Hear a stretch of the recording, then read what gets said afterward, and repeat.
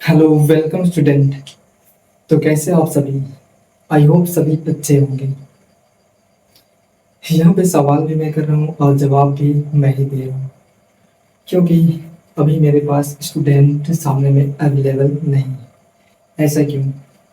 क्योंकि मैं लाइव पढ़ा नहीं सकता, मेरे पास इतने सब्सक्राइबर है नहीं, इतने स्टूडेंट है नहीं कि मैं लाइव क्लासेस लेके पढ़ा सकूँ। बट एक दिन मैं ज़रूर पढ़ाऊँगा लाइव, और आपको सामने से पढ़ाऊँगा। आपको लगता होगा कि ये कौन है, कहीं से भी कोई भी आके कुछ भी पढ़ाने लग जाते हैं।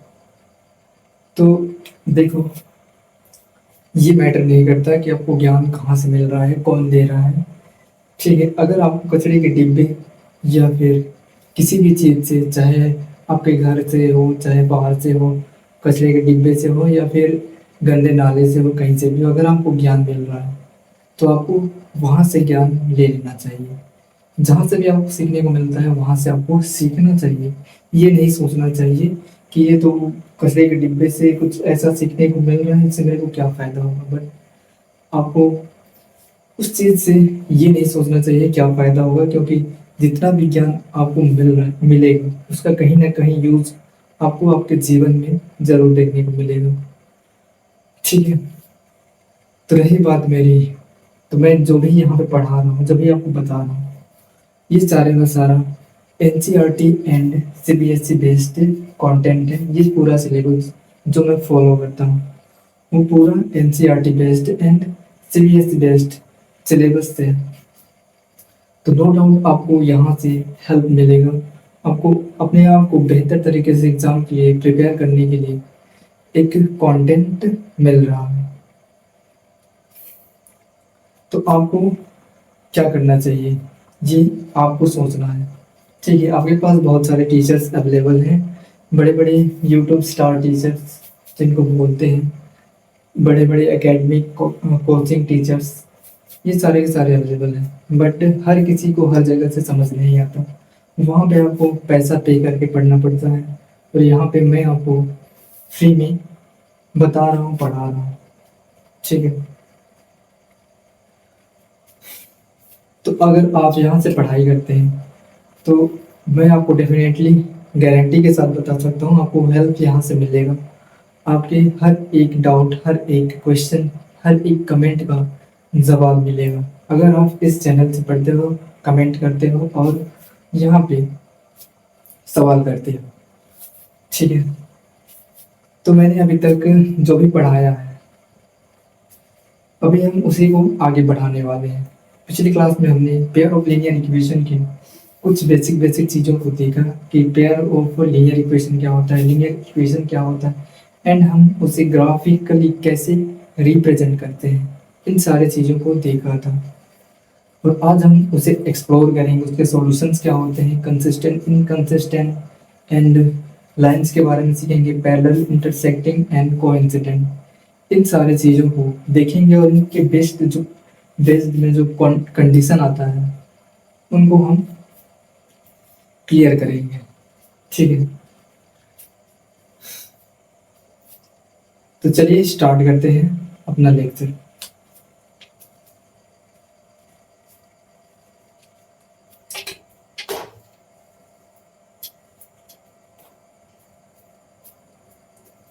तो जहाँ से हमने पिछली क्लास में छोड़ा था वहीं से हम स्टार्ट करेंगे। जैसे कि हमने पढ़ा था ग्राफिकल रिप्रेजेंटेशन ऑफ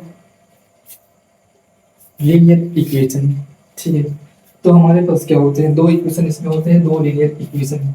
ठीक है, pair of linear equation in two variable, जिसमें दो वेरिएबल होंगे और दो ही इक्वेशंस होंगे। तो मान लेते हैं अपना पहला जो क्या है, इक्वेशन है, लीनियर इक्वेशन है।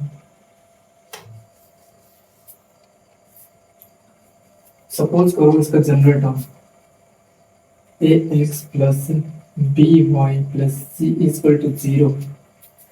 ये लीनियर इक्वेशन का जनरल टर्म है इन टू वेरिएबल्स। देखो यहाँ पे दो वेरिएबल्स दिख रहे होंगे। ठीक है, a x plus b y plus c equal to zero.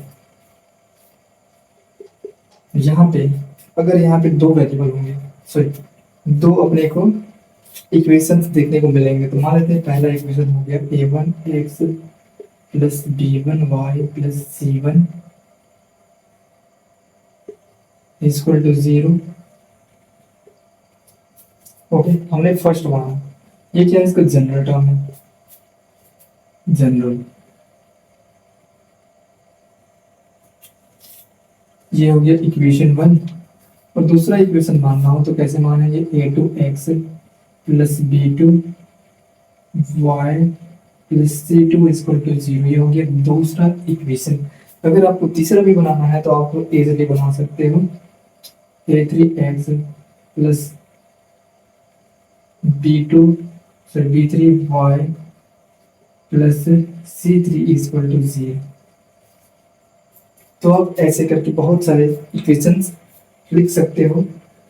ठीक है, इस टाइप से। अगर 4 को लिखना हो तो a4x plus b4y plus c4 equal to 0। ये हो गया अपना चौथा इक्वेशन। तो बेसिकली हम इसमें दो ही इक्वेशंस को पढ़ना है। हम क्या मानेंगे, a1x plus b1y plus c1 equal to 0। दूसरा हो जाएगा a2x plus b2y plus c2 equal to 0। इन्हीं दो इक्वेशन का यूज होने वाला है। ठीक है, बनाने के लिए हम बहुत सारे बना सकते हैं, बट सिर्फ दो ही इक्वेशंस को स्टडी करना है अपने को।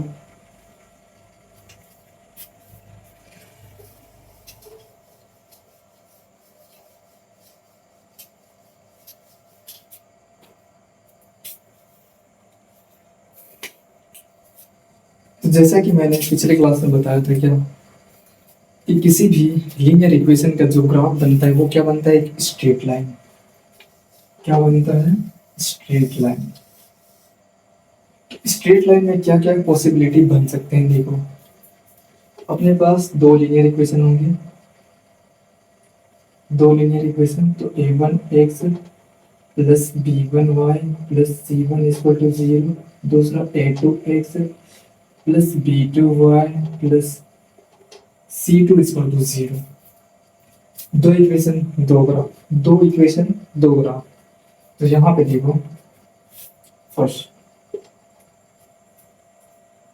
अगर मैं इसे ग्राफ ड्रॉ करना चाहूँ, इन दोनों में रिलेशन फाइंड आउट करना चाहूँ तो कैसे मिल सकता है। या तो देखें, ये दोनों के दोनों ग्राफ क्या कर सकते हैं,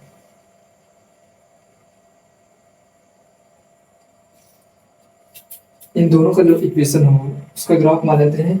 ये हो गया लाइन 1 L1 है, या फिर इसको ले लो L1, ये हो गया L2। ये लाइन 1 का ग्राफ है, ये लाइन 2 का ग्राफ है। दोनों क्या है, आपस में पैरेलल है। दोनों क्या है, आपस में पैरेलल। एक तो ये कंडीशन हो सकता है कि दोनों इक्वेशन क्या हो, दोनों जो लाइन हो क्या हो, आपस में पैरेलल हो। दूसरा क्या हो सकता है,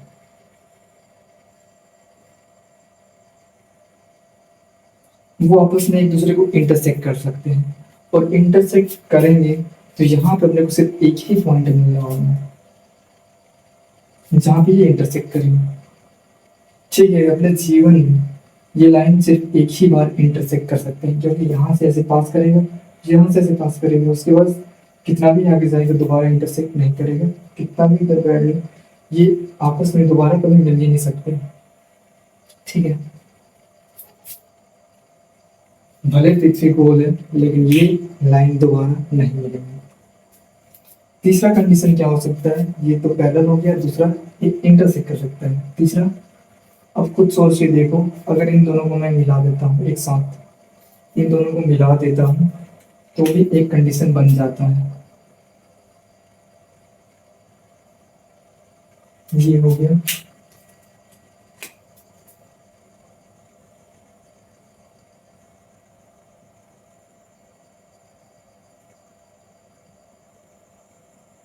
ये हो गया, तो यहाँ पे हो गया L1 L2 L1। चलिए, ये लाइन 1 है, ये लाइन 2, ये लाइन 1, ये लाइन 2।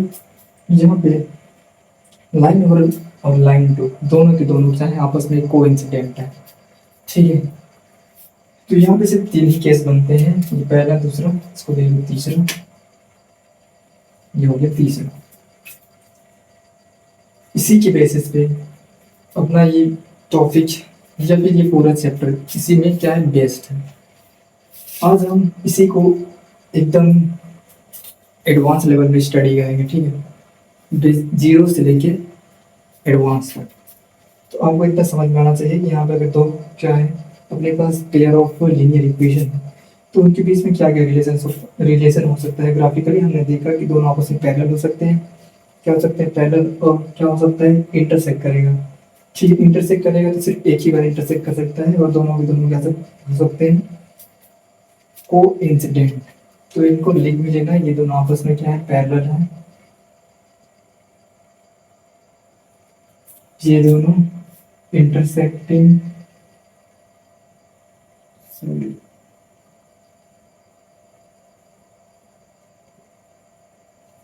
और ये है कॉन्सिडेंट।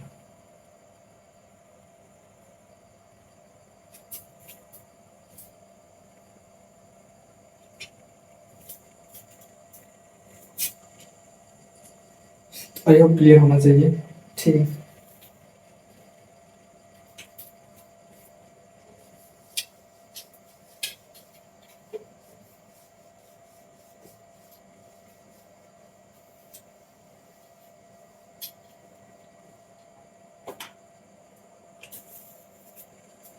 तो सबसे पहले हम देखते हैं इंटरसेक्टिंग को। पॉइंट नंबर 1,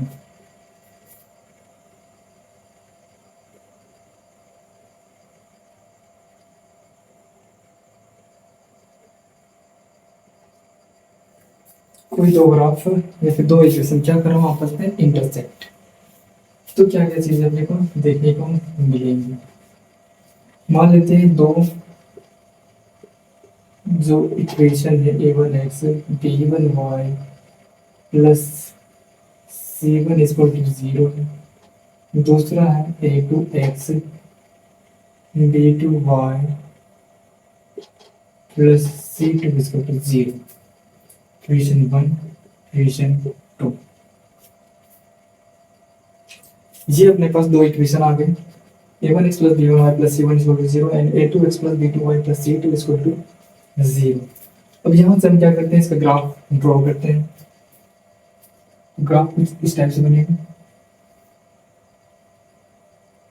ठीक, ग्राफ कुछ इस टाइप से बनेगा। ये हो गया अपना लाइन 1, ये हो गया लाइन 2, दोनों आपस में इंटरसेक्ट कर रहे हैं इस पॉइंट पे।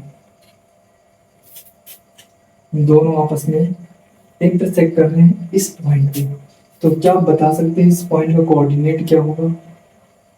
जैसे कि ये दोनों आपस में यहाँ पे मिल रहे हैं, इसका मतलब क्या होगा, यहाँ पे जो जो भी वैल्यू मिलेगा, जो भी इसके कोऑर्डिनेट होंगे, वो इस दोनों इक्वेशन को क्या करेंगे, सेटिस्फाई करेंगे। इन दोनों इक्वेशन को क्या करेंगे, सेटिस्फाई करेंगे। उसी को हम बोलते हैं सॉल्यूशन। उसी को क्या बोलते हैं, सॉल्यूशन। यहाँ पे हम इस लाइन पे मतलब इसके कोऑर्डिनेट जो होंगे उसको उठा के हम इसमें रख सकते हैं, उसको उठा के हम इसमें रख सकते हैं, और वो दोनों क्या करेगा, सेटिस्फाई करेगा। तभी हम उसको क्या बोलेंगे, सॉल्यूशन बोलेंगे। इसका मतलब क्या होगा, यहाँ पे जब भी लाइन इंटरसेक्ट करेगा तो वहां पे अपने को सिर्फ एक ही सॉल्यूशन देखने को मिल सकता है। ठीक है, ओनली वन सॉल्यूशन। इसको हम बोलते हैं यूनिक सॉल्यूशन। क्या बोलते हैं, यूनिक सॉल्यूशन। ठीक है, इसको हम फाइंड भी करते हैं, इसका कंडीशन देखो।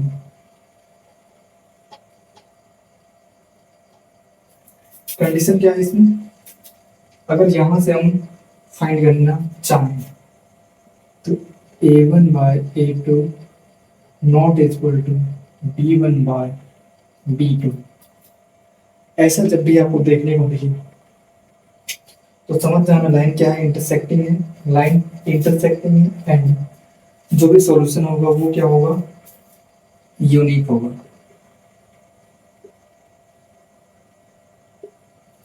Unique solution.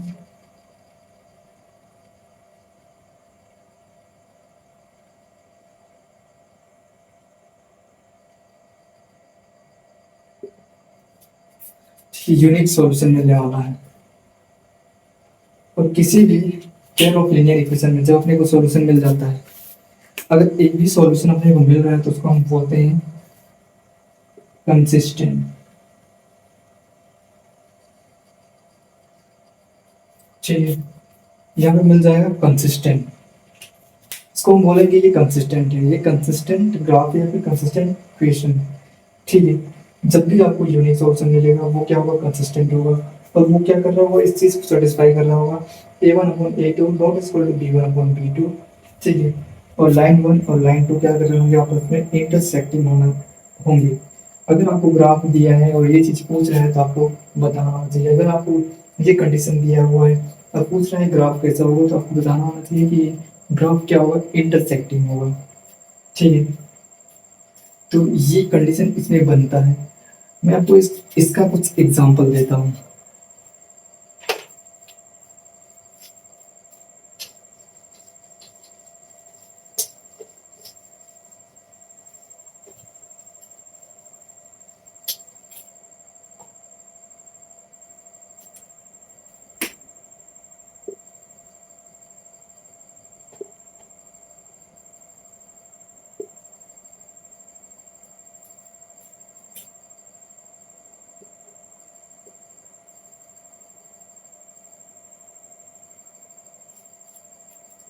मान लेते हैं हमारा क्या है, इक्वेशन है।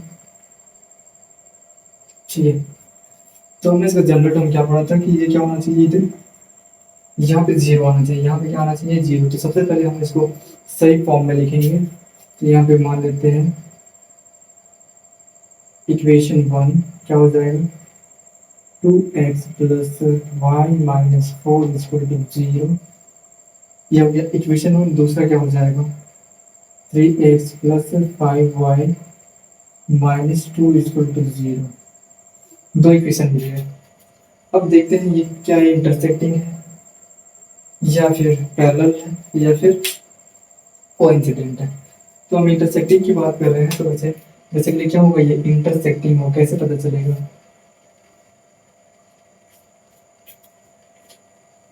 अपने पास क्या थे, दो graph, a1x b1y plus c1 equal to 0, a2x plus b2y plus c2 equal to 0। अब मैं आपको बताना चाहूँगा, यहाँ पे हमने कंडीशन लिखा था a1/a2 not equal to b1/b2।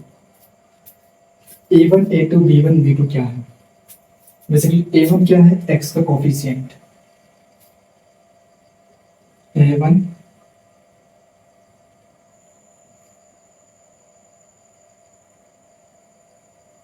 x का कोफिशिएंट है, और a1 a2 दोनों को लिख लेना। a1 a2 जो है x का कोफिशिएंट होता है, और b2 b1 b2 जो है y का कोफिशिएंट होता है। ठीक है, b1 b2 y का कोफिशिएंट होता है। और तीसरा बात जो c1 c2 है, c1 c2 जो है वो क्या है, एक कांस्टेंट टर्म है।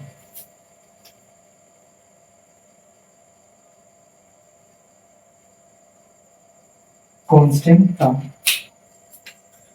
तो ये चीजें मैंने बताया नहीं था, अभी बता देता हूँ। देखो a1 a2 क्या है, x का कोफिशिएंट होता है, b1 b2 जो है y का कोफिशिएंट होता है, एंड c1 c2 कोई भी कांस्टेंट नंबर हो सकता है, उसको बोलते हैं कांस्टेंट टर्म। तो क्लियर होना चाहिए इतना। ठीक है, हम a1 a2 इसी के x के कोफिशिएंट का रेशियो लेते हैं, एंड दोनों के y के कोफिशिएंट का रेशियो लेते हैं। अगर दोनों आपस में बराबर आ जाते हैं तो उसके लिए दूसरा कंडीशन है, अगर दोनों आपस में बराबर नहीं आ रहे हैं तो क्या होगा, वो इंटरसेक्टिंग होगा और यूनिक सॉल्यूशन हमको मिलेगा।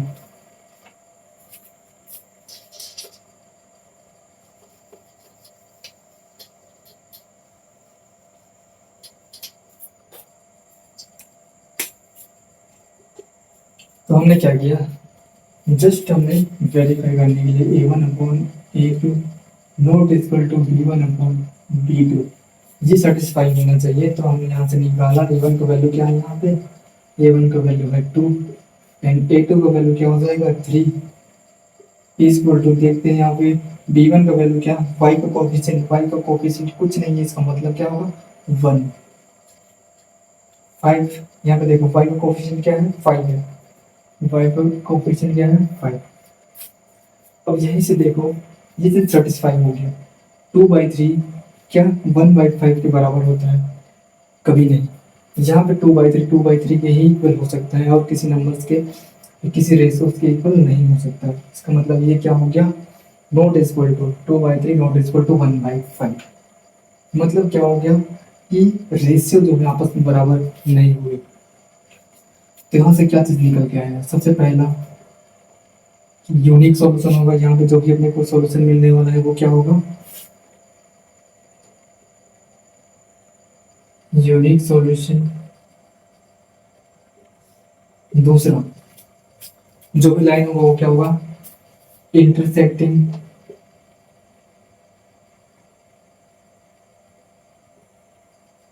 इंटरसेक्ट करेगा अपने लाइन को, ठीक है, आपस में ऐसे क्रॉस कर जाएंगे। तीसरा ये होंगे कंसिस्टेंट, कंसिस्टेंट, ठीक, ये क्या होंगे, कंसिस्टेंट होगा। तो ये इसका एग्जांपल है, जब भी इस टाइप का आपको इक्वेशन गिवन हो क्या करना है, यहाँ से a1 a2 b1 b2 का वैल्यू फाइंड करके इसमें पुट कर देना है। इसमें पुट करोगे जैसे ही वैसे आपको पता चल जाएगा ये इंटरसेक्टिंग है, नॉन इंटरसेक्टिंग है या फिर पैरेलल है। तो ये हो गया इंटरसेक्टिंग का, ठीक है। जब भी आपको इसी टाइप का मिलेगा दो इक्वेशन और आपको वेरीफाई करने के लिए बोलेंगे इस टाइप से, तो वेरीफाई करना है, चेक करने के लिए, ठीक है, इंटरसेक्टिंग है, नॉन इंटरसेक्टिंग है, या फिर कंसिस्टेंट है या फिर इनकंसिस्टेंट है, ठीक है।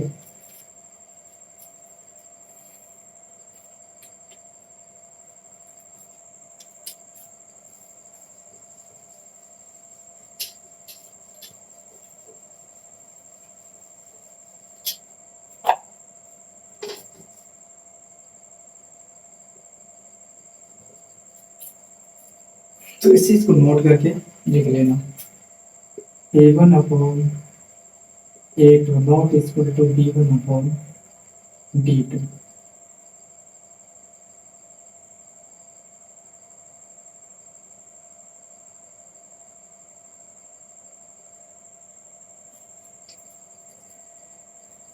यह फर्स्ट पॉइंट।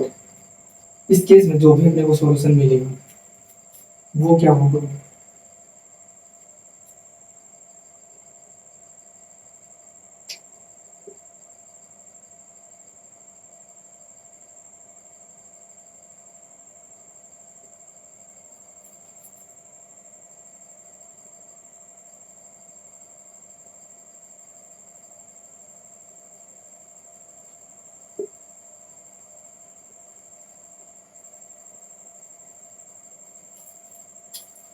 दो स्टेप से अपने को क्या मिलेंगे,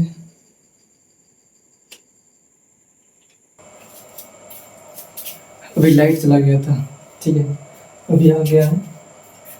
तो हम यहाँ पे थे इंटरसेक्टिंग, जब भी अपने को क्या है इंटरसेक्टिंग लाइन मिलेगा तो वहाँ पे क्या होगा a1 a2 b1 b2 इस टाइप से दो अपने को इक्वेशन गिवन होंगे। अगर दोनों आपस में इंटरसेक्ट कर रहे हैं तो उसमें ये कंडीशन फॉलो होता है, कौन सा, a1 upon a2 not equal to b1 upon b2, ये होना चाहिए। जब भी ऐसा अपने को कंडीशन मिलता है तो यहाँ पे दो चीज़ें निकल के आती हैं। तो यहाँ पे पहला सोल्यूशन क्या होगा, वो यूनिक होगा, यूनिक सॉल्यूशन, ठीक है, यूनिक सॉल्यूशन मिलेगा। दूसरा लाइन जो है आपस में इंटरसेक्टिंग होगा, जो कि पढ़ ही रहे हैं इंटरसेक्टिंग। तीसरा हमने लिखा था, तीसरा क्या था, कंसिस्टेंट,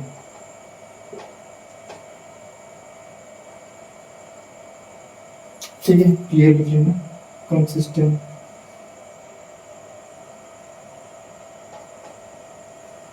कंसिस्टेंट, ठीक है। अगर इसको वर्ड्स में लिखना चाहूँ तो क्या लिख सकता हूँ इसको, पहला दो लाइन है तो यहाँ पे लिख लेना two line meet at exactly 1 point, 1 point 2 line क्या करते हैं एग्जैक्टली एक ही पॉइंट पे मिलते हैं। ठीक है, इस ग्राफ पे मैं यहाँ पे रफली ड्रॉ कर देता हूँ इस टाइप से, सिर्फ एक ही पॉइंट पे क्या करते हैं मिलते हैं, इसलिए बोलते हैं 2 lines meet at exactly 1 point. ठीक है, दो एक ही लाइन एक ही पॉइंट पे मिलते हैं। दूसरा क्या हो जाएगा, एंड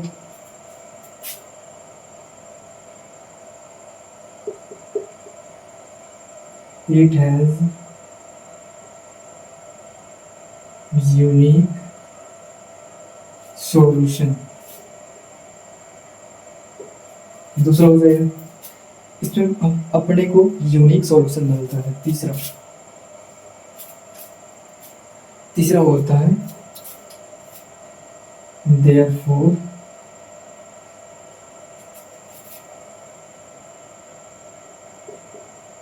it is consistent।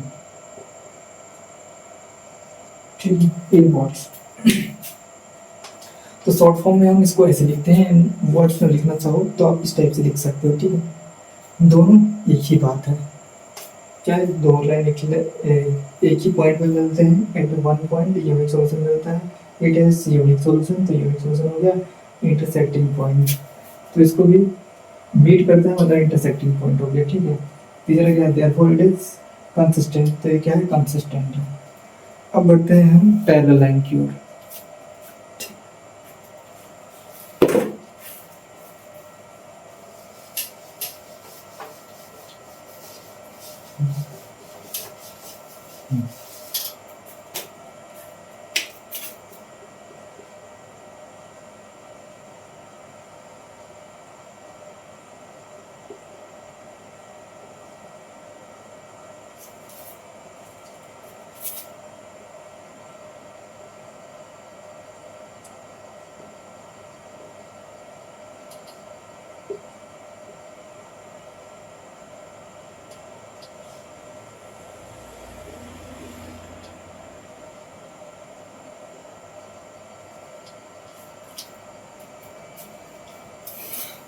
तो यहाँ पे क्या कंडीशन होता है, जब भी लाइन पैरेलल में है तो इसके लिए कंडीशन होता है कौन सा, A1/A2 is equal to B1/B2 not equal to C1/C2।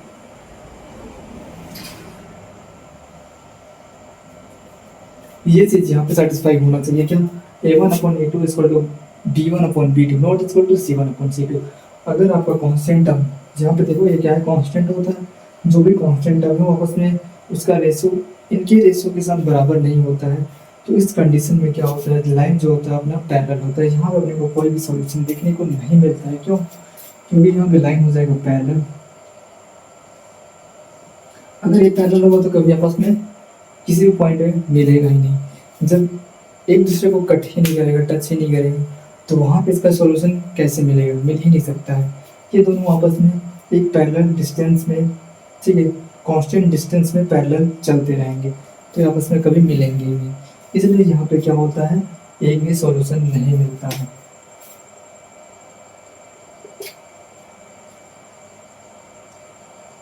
No solution, कोई भी सॉल्यूशन अपने को नहीं मिलता है। तीसरा पॉइंट इसमें लीजिएगा, ये क्या है, पैरेलल।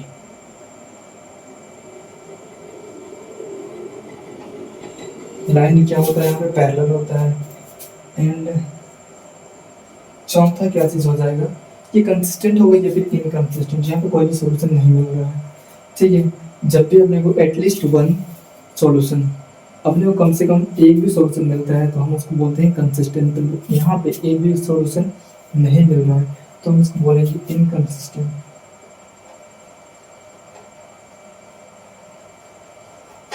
ये हो गया इनकंसिस्टेंट।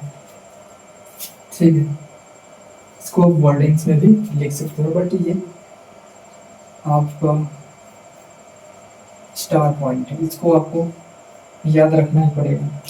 फर्स्ट ये चीज़ आपको पता होना चाहिए, जब भी क्या हो पैरेलल लाइन हो तो a1/2 is equal to b1/2 not is equal to c1/c2 ऐसा होता है।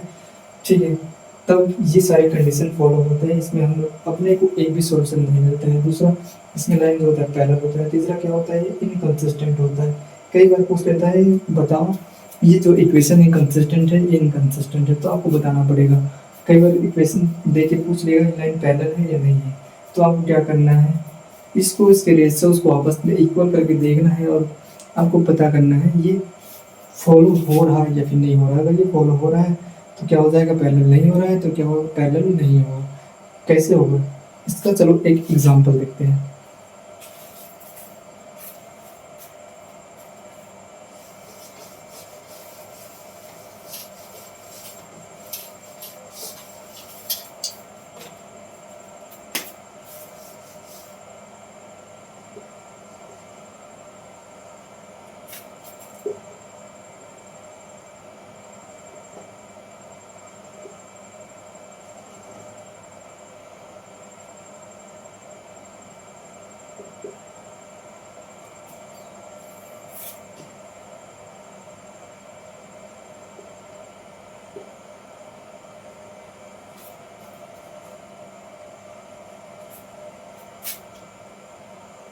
या फिर इसको ऐसे लेना,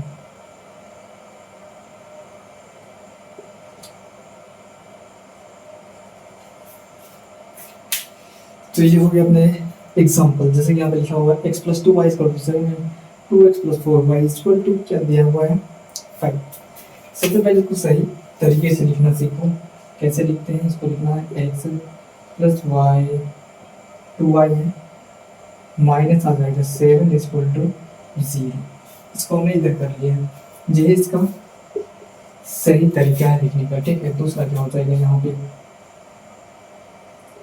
2x+4y - 5 = 0। ये हो गया अपना दूसरा इक्वेशन। अब यहाँ से अपने को फाइंड करना है कंडीशन फॉलो हो रहा है या फिर नहीं हो रहा है। तो a1/a2 b1/b2 c1/c2 करके सभी का रेशियो लेंगे। तो यहाँ पे देखो a1 यानी कि x का जो कोएफिशिएंट है वो क्या है, कुछ नहीं है, तो कुछ नहीं है तो 1 है, तो 1 आ जाएगा। अपॉन a2 करते हैं तो a2 में यहाँ पे 2 है इक्वल टू, यहाँ पर ऊपर में 2 है b1, तो b1 की वैल्यू है 2 एंड यहाँ पे b2 क्या है 4 है इक्वल टू, यहाँ पे देखना है -7 है। C1 का वैल्यू क्या है -7 एंड C2 का वैल्यू क्या है -5 डिवाइड बाई -5। अब यहाँ पे देखो इसमें अगर कट करता हूँ 2 1 जा 2 2 2 जा 4, तो ये 1/2 बन रहा है, ये भी 1/2 है, दोनों इक्वल हो गए। बट ये इक्वल नहीं आ रहा है, -7/5 है, माइनस माइनस हो जाएगा, मान लो प्लस हो गया, तो अभी ये क्या है 7/5 है। तो ये कंडीशन फुलफिल नहीं हो रहा है। जैसा कि हमने पढ़ा था a1/a2 = b1/b2 = c1/c2 not equal to c1/c2। तो सेम टू सेम कंडीशन यहाँ पे फॉलो हो रहा है। ठीक है, तो ये लाइन जो भी हमने यहाँ पे इक्वेशन लिखा है वो क्या है, पैरेलल लाइन से। ये दोनों आपस में कभी भी इंटरसेक्ट नहीं करेंगे, इसका कोई भी सॉल्यूशन नहीं होगा। और क्या होंगे यहाँ पे, ये लाइन इनकंसिस्टेंट है। ठीक है, तो यहाँ लिख लेना फर्स्ट लाइन क्या है, पैरेलल है। दूसरा नो सॉल्यूशन, कोई भी सॉल्यूशन मिलने वाला है नहीं। तीसरा इनकंसिस्टेंट।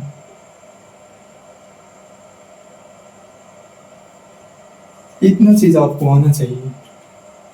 ठीक है, इतना चीज आपको लिखना आना चाहिए इक्वेशन को देख के। ठीक है, पहले तो कंडीशन फुलफिल करना है, उसके बाद ये सारी चीजें ऑटोमेटिक आपको वो आना चाहिए। लाइन पैरेलल है तो नो सॉल्यूशन तो इनकंसिस्टेंट। ओके, अब हम बढ़ते हैं अपने तीसरे टाइप, इंटरसेक्ट हो गया, पैरेलल हो गया, हम बढ़ते हैं कोइंसिडेंट। ठीक है, कोइंसिडेंट। तो जब भी लाइन कोइंसिडेंट होगा तो उसके लिए क्या कंडीशन होंगे, उसके लिए क्या क्या चीजें आएंगी इस टाइप से, कंसिस्टेंट होगा या फिर इनकंसिस्टेंट।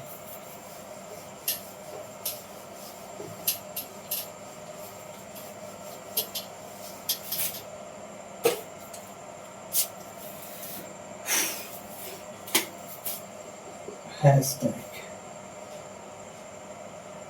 तीसरा पॉइंट है, जैसे इसको लिख लो।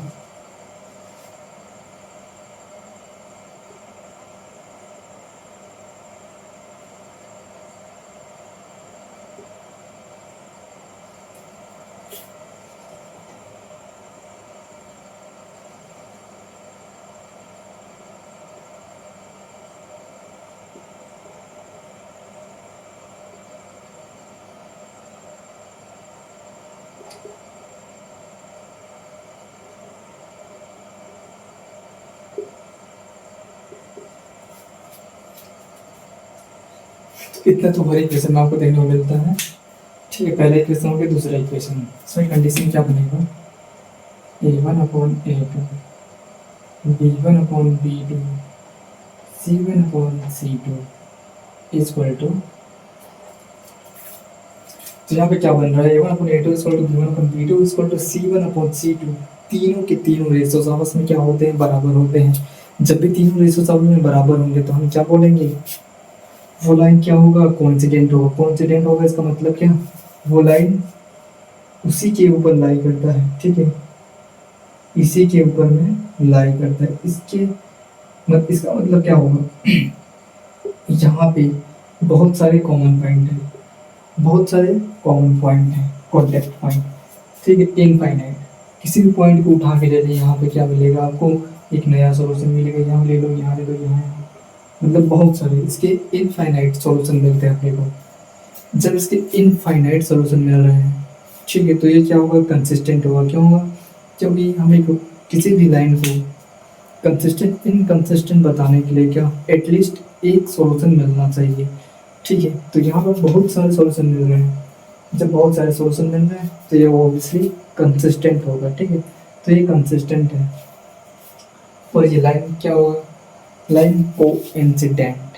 इतना याद रखना। फर्स्ट हो गया ये इसका कंडीशन है। दूसरा यहाँ पे देखो, लाइन क्या हो जाएगा, यहाँ पे कोइंसिडेंट।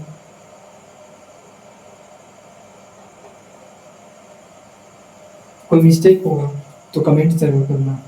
कॉन्सिडेंट एंड तीसरा, ठीक है, कॉन्सिडेंट हो गया। तीसरा क्या हो जाएगा, ये लाइन की बात हो गया, तो इनफाइनाइट। इनफाइनाइट सॉल्यूशन मिलेंगे हमें। सॉल्यूशन चौथा क्या होगा, पहला कंडीशन हो गया ये फुलफिल होना चाहिए। इसके बेसिस पे हमें लिखा दूसरा कॉन्सिडेंट है, इसके बेसिस पे क्या मिल गया अपने को, इनफाइनाइट सॉल्यूशन। चौथा क्या हो जाएगा यहाँ पे, कंसिस्टेंट।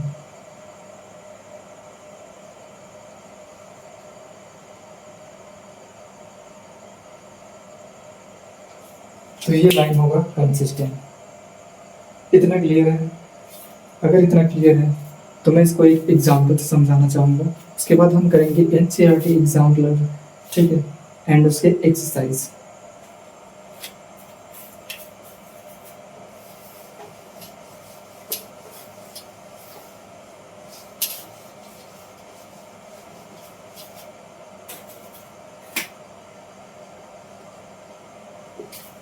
इसके एग्जाम्पल क्या हो सकते हैं, for example x plus y is equal to 2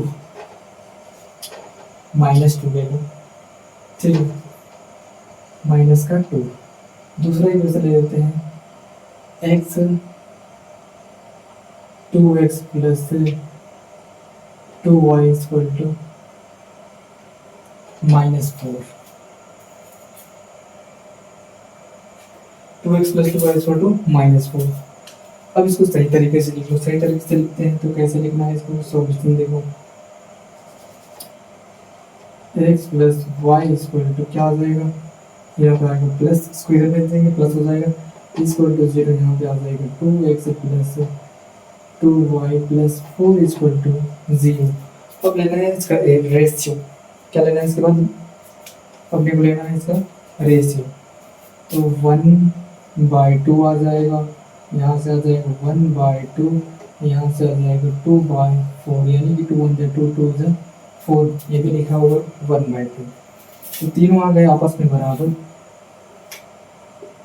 1/2 equal to 1/2 equal to 1/2। जब तीनों रेशियो आपस में बराबर हो गए, ठीक है, तीनों रेशियोज आपस में बराबर हो गए, इसको साइड में लिख लेना, A1/A2 equal to B1/B2 equal to C1/C2। तो इसी के बेसिस पे हम इसमें बता सकते हैं, क्या क्या बता सकते हैं। पहला तो क्या होगा, जो लाइन होगा वो क्या होगा, कोइंसिडेंट।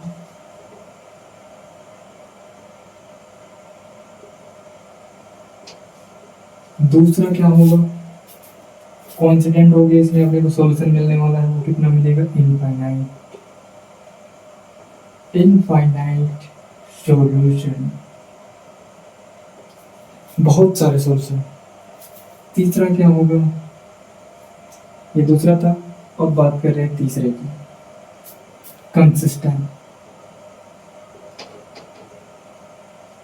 ये क्या होगा, कंसिस्टेंट होगा। चलिए ग्राफ की बात करें तो ग्राफ मैंने बता ही दिया है, कोइंसिडेंट होता है, इनफाइनाइट सॉल्यूशन होंगे, और तीसरा इसमें क्या होगा, ये जो लाइन है वो क्या है, कंसिस्टेंट है, ठीक है, इसके सॉल्यूशंस कंसिस्टेंट हैं।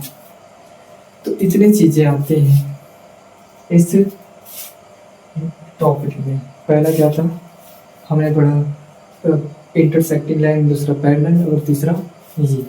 अब देख लेते हैं तीनों को, ठीक है, तीनों को एक साथ देख लेते हैं, आपको इजी होगा याद रखने में।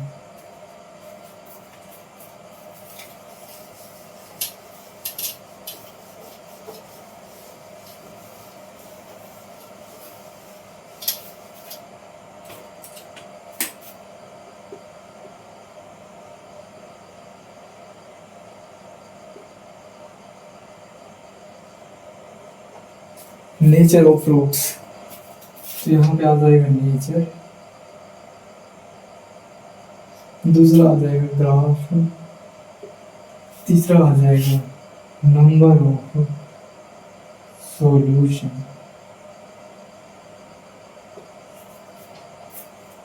तो सबसे पहला हमने देखा था,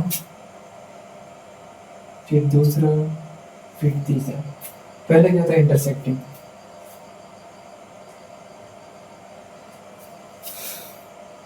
तो ग्राफ की बात करते हैं, यहाँ पे क्या रहता है, इंटरसेक्टिंग, इंटरसेक्ट रहता है, तो यहाँ पे उसका नेचर क्या शो करेगा, नेचर यहाँ पे हो जाएगा A1/A2 equal to B1/B2, not equal to B1/B2, ठीक है। जब भी इस टाइप से शो करता है तो क्या होता है, इंटरसेक्टिंग। इंटरसेक्टिंग होगा तो वहां पे बनेगा अपने को यूनिक, फिर बोल दो 1, नंबर ऑफ सॉल्यूशन 1 हो जाएगा। इसको लिख लेना यहाँ पे,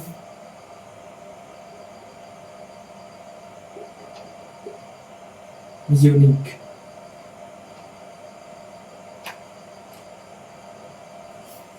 क्या मिल रहा है यहाँ पे, यूनिक सॉल्यूशन मिल रहा है, ठीक है।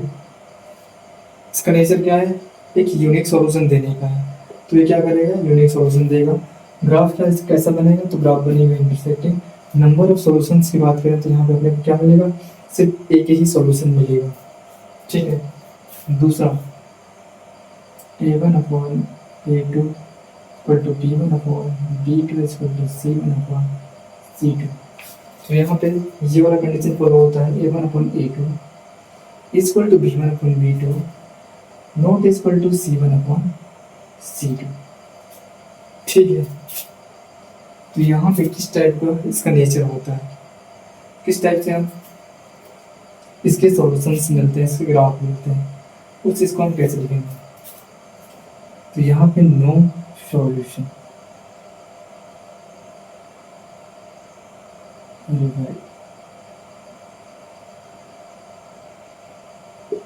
नो सॉल्यूशन, इसका नेचर क्या है, एक भी सॉल्यूशन नहीं देगा। एक भी सॉल्यूशन नहीं देगा इसका मतलब क्या हो जाएगा, लाइन जो है वो क्या होगा, पैरेलल होगा। लाइन पैरेलल हो गया, तो यहाँ पे ये क्या हो जाएगा, inconsistent.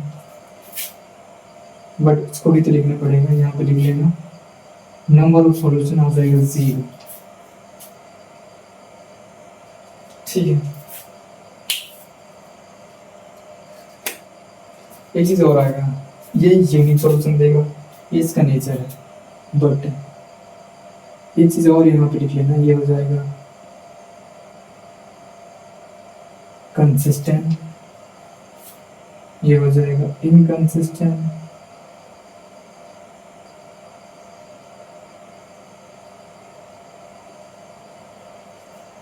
Inconsistent and parallel, number of solution की बात करें तो 0। ऐसे में आपको याद रखने में आसानी हो जाएगा। इसको देखना, नेचर ऑफ सॉल्यूशन b1/b2, जब भी नॉट इक्वल टू b1/b2 होता है तो उसका यूनिक सॉल्यूशन मिलता है, यूनिक सॉल्यूशन मिलता है तो कंसिस्टेंट होता है। ठीक है, अगर ग्राफ की बात करें तो इंटरसेक्टिंग होता है, अगर नंबर ऑफ सॉल्यूशन की बात करें तो क्या होता है, वो सिर्फ एक ही सॉल्यूशन मिलेगा, वो भी यूनिक होगा। ठीक है, दूसरे में देखें तो a1/a2 not equal to, so a1/a2 equal to b1/b2 not equal to c1/c2, ऐसा कहीं पे कंडीशन मिलता है तो उसका नेचर क्या होता है, नो सॉल्यूशन, एक भी सॉल्यूशन देने को नहीं होता है। ठीक है, नहीं मिलता है, तो इस बेसिस पे ये हो जाता है इनकंसिस्टेंट। इनकंसिस्टेंट में अपना ग्राफ बनता है पैरेलल, पैरेलल होता है तो नंबर ऑफ सॉल्यूशन की बात करें तो 0 होता है, एक भी सॉल्यूशन नहीं मिलता है। तीसरा है अपना a1/a2 equal to b1/b2 equal to c1/c2।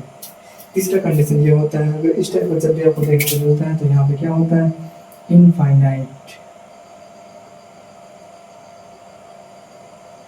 Solution. ठीक है, इनफाइनाइट सॉल्यूशन मिलता है। अगर कंसिस्टेंट इनकंसिस्टेंट की बात करें तो यहाँ पे क्या मिलेगा अपने को, ये हो जाएगा कंसिस्टेंट। ठीक है, ग्राफ की बात करें तो ग्राफ यहाँ पे कैसे मिलने वाला है, तो यहाँ पे ग्राफ अपने को मिल जाएगा, थोड़ा सा जगह बना लेते हैं। ठीक है, पहला हो गया इंटरसेक्टिंग हो गया, ये ग्राफ अपना होता है कॉन्सिडेंट।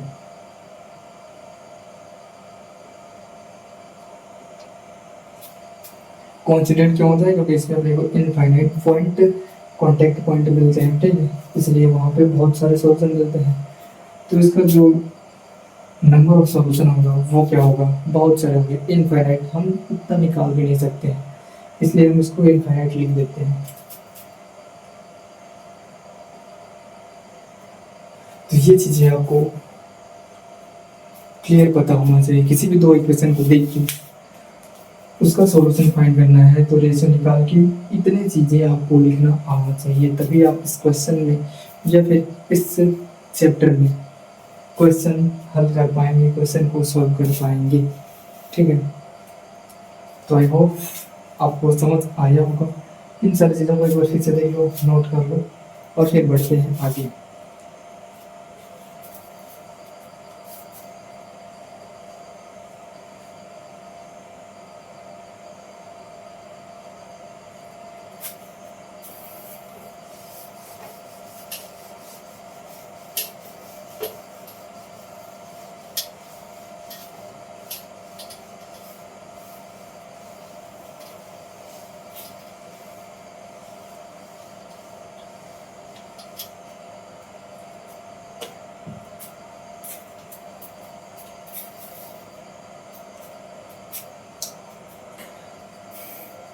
चलो अब कुछ क्वेश्चन हल करते हैं।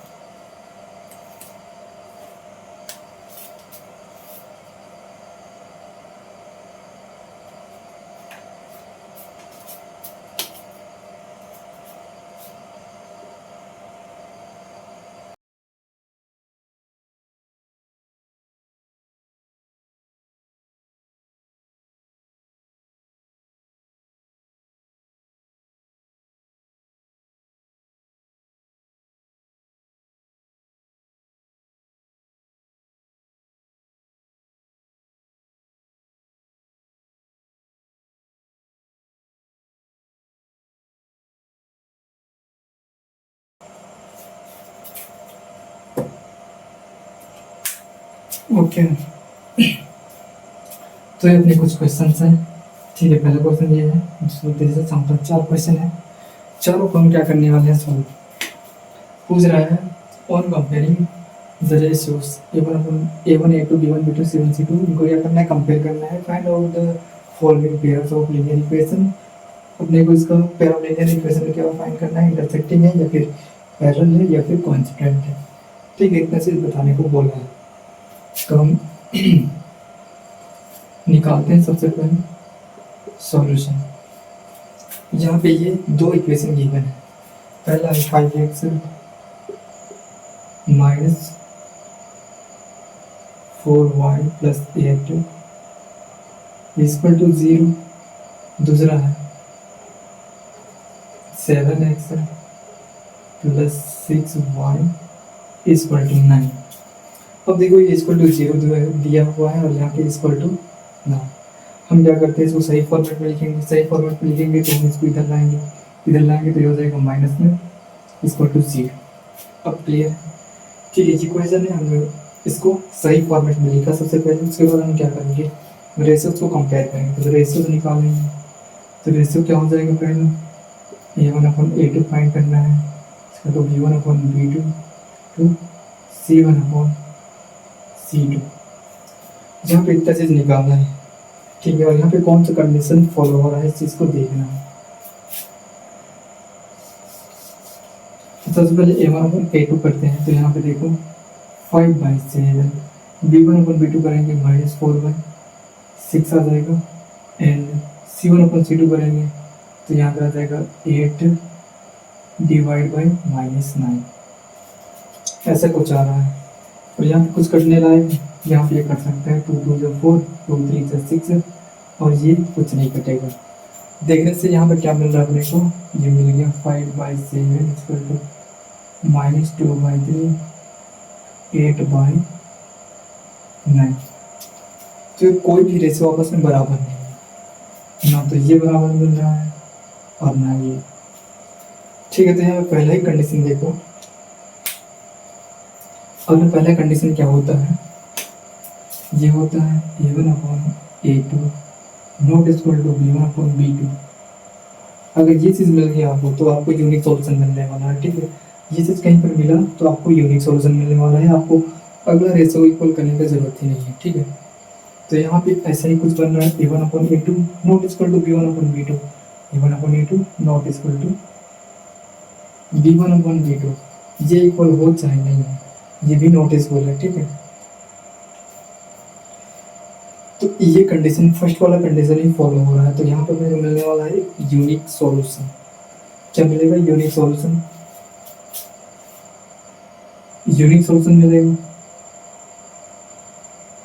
तो बताना है आपको, लाइन इंटरसेक्टिंग होगा या फिर पैरेलल होगा या फिर कोइंसिडेंट। कब मिलता है हमने को यूनिक सॉल्यूशन, कब मिलता है, जब लाइन क्या हो, इंटरसेक्टिंग हो। जब लाइन क्या करता हो, ऐसे इंटरसेक्ट करता हो, तभी हम अपने को यूनिक सॉल्यूशन मिलता है। तो यहाँ पे लाइन क्या मिलने वाला है अपने को, इंटरसेक्टिंग। इंटरसेक्टिंग। ठीक है, अगर पूछ देता है इसी में लाइन बताओ कंसिस्टेंट है या फिर इनकंसिस्टेंट, तो इस केस में आप क्या कैसे फाइंड करते हैं। यहाँ पे अपने को सॉल्यूशन मिल गया ना, यूनिक सॉल्यूशन। अगर एक भी सॉल्यूशन मिलता है तो क्या होता है, वो कंसिस्टेंट होता है। तो ये क्या हो जाएगा, अगर पूछता कंसिस्टेंट या इनकंसिस्टेंट तो आप बताते ये हो जाता है कंसिस्टेंट। तो इस टाइप से आपको निकालना है। सबसे पहले सही फॉर्मेट में लिखो, फिर दूसरा स्टेप क्या करना है, रेशेस निकालो और देखो कौन कौन सा इक्वल हो रहा है, कौन सा इक्वल नहीं हो रहा है। अगर यहाँ पे कोई सा भी कंडीशन फॉलो हो रहा है तो उसके बेसिस पे देखो वो कौन सा कंडीशन है जो फॉलो हो रहा है, और वहाँ पे लाइन क्या बनता है, इंटरसेक्टिंग बनता है, नॉन इंटरसेक्टिंग बनता है, क्या बनता है। उस चीज़ को फाइंड आउट करने के बाद आप बता सकते हो कि वो कंसिस्टेंट होगा, इनकंसिस्टेंट होगा, या फिर उसके कितने सॉल्यूशन मिलने वाले हैं। ठीक है, यूनिक सॉल्यूशन मिल रहा है इससे, इसका मतलब ये क्या होगा, इंटरसेक्टिंग होगा। इंटरसेक्टिंग होगा इसका मतलब क्या होगा, कंसिस्टेंट है।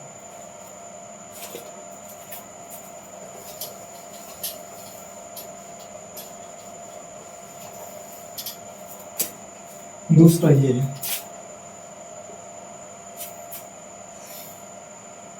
तो यहाँ पर मेरा गिवन है 6x माइनस 3y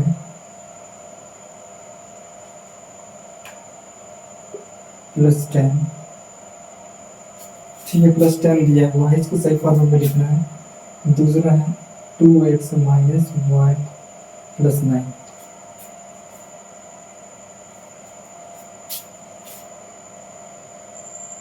इसको सही फॉर्मेट में लिखेंगे तो कैसे हो जाएगा, equal to 0 equal to 0,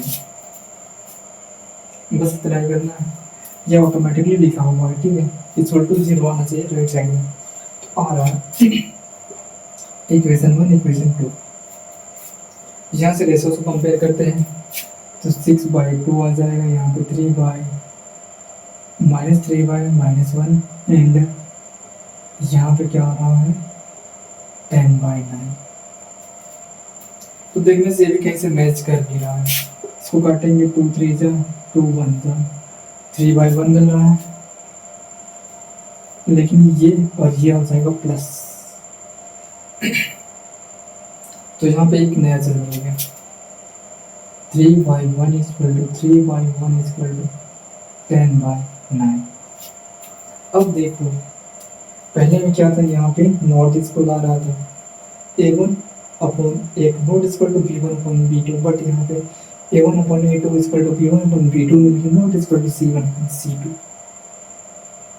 not equal to c1 upon c2। कौन सा कंडीशन है, a1 upon a2 equal to b1 upon b2 not equal to c1 upon c2।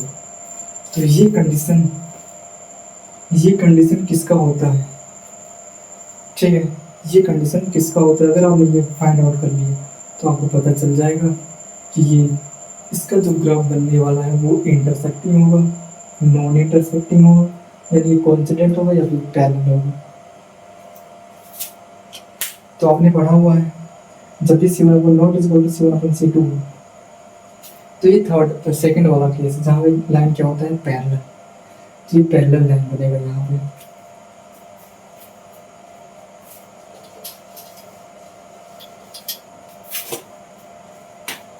तो जब भी ये फॉलो होता है, जब भी ये कंडीशन फॉलो होगा तो लाइन बनेगा अपना, मतलब ग्राफ बनेगा अपना पैरेलल।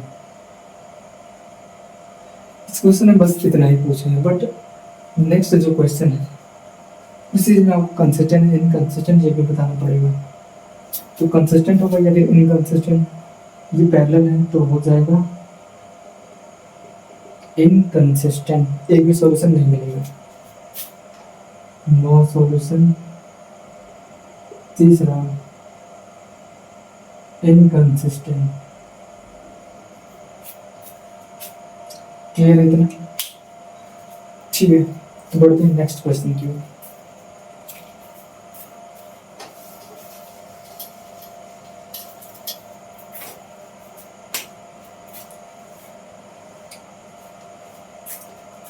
ये अपना तीसरा क्वेश्चन क्या बोल रहा है, 2/3x है प्लस 5/3y है इक्वल टू 7। दूसरा है 9x plus 10y equal to 40। इसको सही फॉर्मेट में लिखूँ, -14 आएगा इक्वल टू 0, -7 आएगा इक्वल टू 0।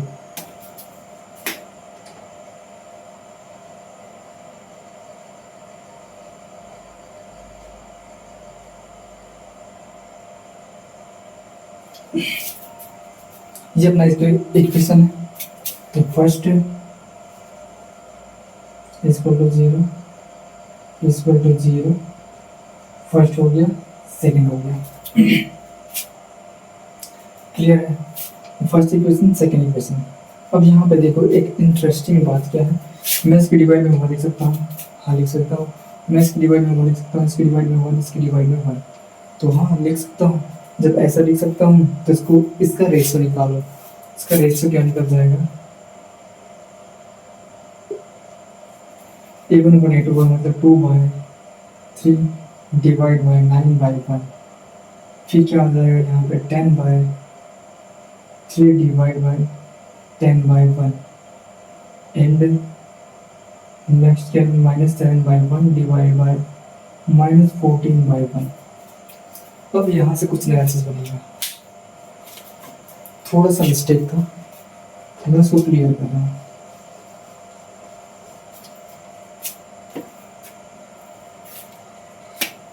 ये हो चुका है कंप्लीट, ये हो चुका है, इसको भी हम कर रहे हैं।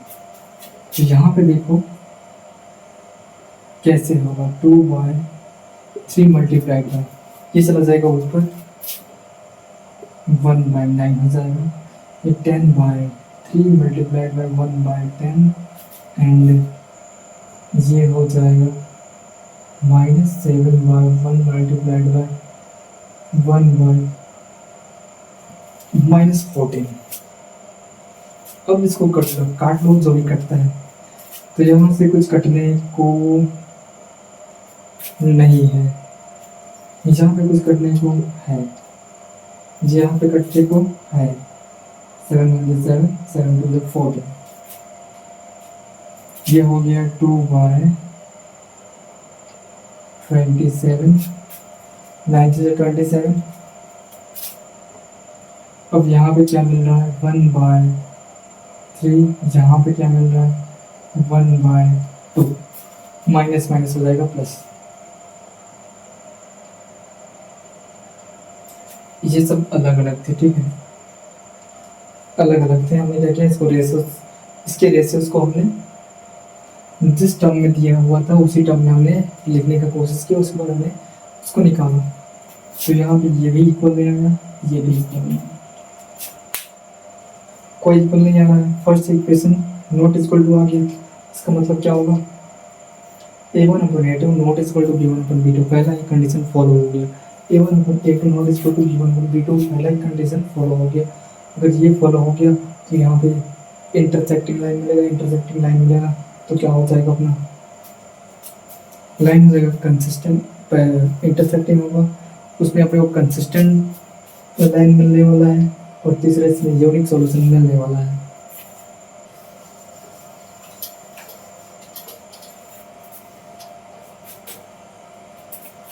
तो इतना चीज आपको बताने आना चाहिए क्या, consistent, intersecting, non intersecting line parallel है या फिर पैरेलल नहीं, या फिर कोइंसिडेंट है। तो ये भी कंप्लीट हो गया। जब भी इस टाइप का मिले आपको तो वैसा ही करना है, जैसे कि यहाँ पे ये गिवन है, इसको डायरेक्टली मैं आपको बताता हूँ क्या करना है। 4/3 है तो 4/3 लिख लो, 2 दिया हुआ है तो इसको 2/1 लिख लो, एंड 8 दिया हुआ है, -8 आएगा, इसको इधर भेज देंगे तो -8, यहाँ पे -8/1 लिख लेना। अब सिंपली इसका रेशियो लेना है इसके साथ, तो यहाँ पे देखो 2 आ जाएगा, यानी 2/1 ले लो। फॉर एग्जाम्पल मैं बता रहा हूँ 2/1, ऐसे में आपको आसान पड़ेगा समझ लेना। यहाँ पे आ जाएगा 3/1, इसको डायरेक्टली भी हम कर सकते हैं, कैसे मैं बताऊँगा, 3/1 और यहाँ पे आ जाएगा माइनस का 12/1। रेशियो ले रहे हैं तो सिंपली इसको हल करना आगे हो जाएगा, यहाँ से हम यहाँ से जा रहे हैं ना, 4/3 मल्टीप्लाइड बाई क्या हो जाएगा, 1/2, सबसे नीचे वाला सबसे ऊपर, सबसे नीचे वाला सबसे ऊपर होता है मल्टीप्लाई, सबसे नीचे वाला सबसे ऊपर होता है मल्टीप्लाई, सबसे नीचे वाला सबसे ऊपर होता है मल्टीप्लाई। तो मल्टीप्लाई करना है, ठीक है, 4/3 मल्टीप्लाइड बाय 1/2 एंड 2/1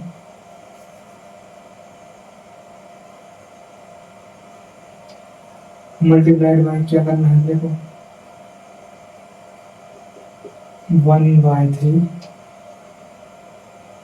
तीसरा क्या मिलेगा, -8/1 multiplied by 1/-12।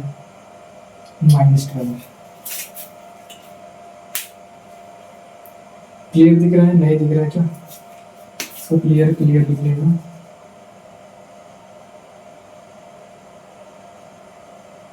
One by two होगा, दूसरा 2/1/3 होगा, तीसरा -8/1/-12। इतना करने के बाद आपको बस निकाल देना है, ठीक है। इतना करने के बाद इसको काट लो, जो कटेगा 2 1 2 2 2 4, ये ऐसे कुछ कट नहीं रहा है। 8 1 8 8 8 से नहीं जाएगा, 4 2 8 4 3 12, ऐसे चला गया। तो यहाँ पे ये मिल जाएगा 2/3। अब इसको कर लेना इक्वल 2/3, यहाँ से मिल रहा है 2/3। तो तीनों में मिल गया 2/3 2/3। ये कौन सा कंडीशन है? A1/A2 equal to B1/B2 equal to C1/C2। ये कंडीशन किसमें फॉलो होता है? किसमें फॉलो होता है? कोइंसिडेंट। अपने को तीनों रेशो बराबर मिल गए। जब तीनों रेशो बराबर मिलता है तो लाइन होता है कोइंसिडेंट, लाइन के ऊपर लाइन बनता है। इसमें लाइन के ऊपर क्या बनेगा? लाइन। तो हो जाएगा कोइंसिडेंट लाइन, यहाँ पे लिख लेना कोइंसिडेंट लाइन हो जाएगा कोइंसिडेंट। मैं बात करूँ इसके सॉल्यूशंस की, तो कितने सॉल्यूशन होंगे? इनफाइनाइट। इनफाइनाइट सॉल्यूशन होंगे। अगर मैं बात करूँ इसके नेचर के कंसिस्टेंट इनकंसिस्टेंट, तो हो जाएगा कंसिस्टेंट। क्या हो जाएगा? कंसिस्टेंट। क्यों होगा? क्योंकि इसमें बहुत सारे सॉल्यूशन हैं। इसको शॉर्ट फॉर्म में हम कैसे बना सकते हैं, इस चीज को बता रहा हूँ।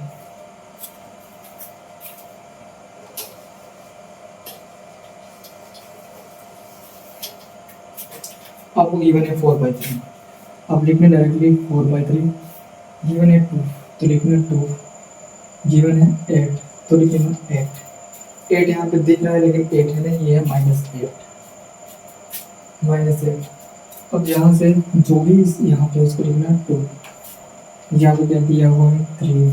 यहाँ पे क्या दिया हुआ है? 12। अब सिंपल हो गया, जो जैसा है उसको वैसा लिखो। 4/3, ये क्या है? 2 है, तो याद रखना ये डिवाइड हो जाएगा यहीं पे। इसको हम लिखेंगे 2। ये यहीं पे डिवाइड होगा क्योंकि यहाँ पे आने वाला है 1, जैसा कि हमने पिछले बार में किया था वैसे ही। इसको हम लिखेंगे 2/1, तो ऊपर में आ जाएगा मल्टीप्लाई में 1। यहाँ पे हम लिख सकते हैं 1, तो यह हो जाएगा 2 मल्टीप्लाइड बाई 1/3। यहाँ पे हम कुछ करना ही नहीं है, ये माइनस का 12 होगा, ठीक है। तो -8 -12 प्लस हो गया। अब जो कटेगा उसको काट दो। 2 1 2 2 2 3, यानी कि 2/3। यहाँ पे ऑब्वियसली आ रहा है 2/3, यहाँ पे काटने के बाद आ रहा है 4 2 8 4 3 12, आ गया 2/3। तो ये इसका सॉल्व हम डायरेक्टली रखो, ठीक है। और जिसके नीचे में देखना यहाँ पे 1 नहीं दिया हुआ था, तो हम यहाँ पे 1 लिख सकते थे, 1 लिख सकते थे, 1 लिख सकते थे, हमने 1 लिखा, तो ये आसानी से बन गया, ठीक है। तो आई होप आपको समझ आया होगा।